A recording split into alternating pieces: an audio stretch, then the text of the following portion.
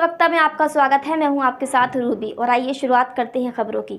उन्नाव के सफीपुर में शिव कुमारी पत्नी मोहन लाल, जिसकी जमीन पर भूमाफियाओं ने जबरन कब्जा कर लिया है। अनुसूचित जाति की जमीन को भूमाफिया आरिफ पुत्र मुश्ताक द्वारा कानून को ताक पर रखकर फिर से जोतवा दिया गया है। वहीं चौकी में शिकायत के बाद भी अब तक कोई कार्रवाई नहीं हुई है। वहीं भूमाफियाओं के आगे बेबस प्रशासन और जिलाधिकारी से शिकायत करने के बावजूद भी अभी तक इस पर कोई कार्रवाई नहीं हुई।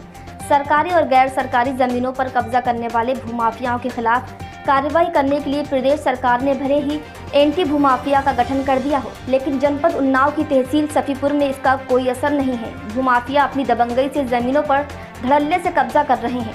वहीं जिला प्रशासन इन भूमाफियाओं के आगे सिर झुकाता हुआ दिखाई दे रहा है। भूमाफियाओं के खिलाफ कार्रवाई करने की बजाय प्रशासन लाचार दिखाई दे रहा है। आपको बता दें कि लेखपाल की मिली भगत से भूमाफिया द्वारा अवैध तरीके से जबरन कब्जा करने की नीयत हमेशा से ही रही है। जब इसका विरोध किया जाता है तो भूमाफिया आरिफ ने जाति सूचक गालियां देते हुए जान से मारने की धमकी दी। इतना ही नहीं, वो मारपीट पर भी उतारू हो गया। मिली जानकारी के मुताबिक भूमाफिया और लेखपाल के बीच बहुत पुराने तालमेल हैं। अपनी दोस्ती के खातिर लेखपाल भी गरीबों पर जुल्म करता है। यही कारण है कि लेखपाल भूमाफियाओं पर किसी भी प्रकार की कोई कार्रवाई नहीं करता। मध्य प्रदेश में बढ़ते कोरोना को देखते हुए भोपाल शहर काजी सैयद मुश्ताक अली नदवी साहब ने ऐलान किया है, जिसमें उन्होंने कहा कि अब से मस्जिद में सिर्फ 5 लोग ही नमाज अदा करेंगे। इसके साथ ही उन्होंने कहा कि सिर्फ मुसलमान ही नहीं, सभी धर्म के लोगों से अपील है कि सरकार की तरफ से आए हुए नियमों का पालन करें, जिससे कि हम सुरक्षित रह सकें। सभी धर्मस्थल के जिम्मेदारों से मेरा कहना है कि वो एहतियाती बरतते हुए नियमों का सख्ती से पालन करें। दोबारा से गवर्नमेंट की तरफ से ये आर्डर आपको मिल चुका है। इंशाल्लाह आप तक भी पहुंच जाएगा, वरना मैं आपको दिखा रहा हूँ, देख लीजिए। तो इसका पूरा पालन कीजिए और ये तैयार रखिए कि तमाम धर्म लोगों के लिए, खाली मुसलमानों के लिए नहीं, सबके लिए है।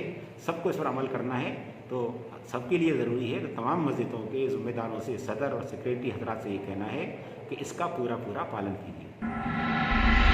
ईद उल अजहा के त्यौहार को लेकर मध्य विधानसभा विधायक आरिफ मसूद ने गृह मंत्री नरोत्तम मिश्रा से मुलाकात की, जिसमें आरिफ मसूद ने कहा कि कुर्बानी के लिए मध्य प्रदेश में अस्थायी पशुबद्ध बनाए जाएं, जिससे ईद पर होने वाली कुर्बानियां हो सके।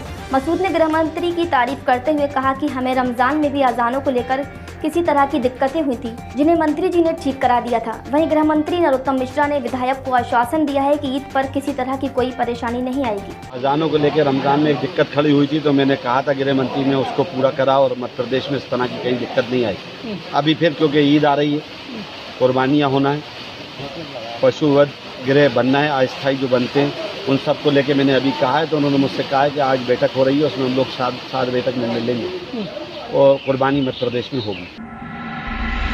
देश भर में कोरोना का कहर बढ़ता ही जा रहा है। राजधानी भोपाल में भी कोरोना की रफ्तार थमने का नाम नहीं ले रही। राजधानी भोपाल के बढ़ते संक्रमण को देखते हुए प्रशासन ने बड़ा फैसला लिया है। एक बार फिर सभी धर्मस्थलों में 5 से ज़्यादा लोग नहीं पहुँच सकेंगे। वहीं शादी समारोह और अंतिम संस्कार में पहुँचने वालों की संख्या भी तय की गई है, जहाँ शादी समारोह में 10 लोग वर पक्ष के और 10 लोग वधु पक्ष के ही शामिल हो सकेंगे।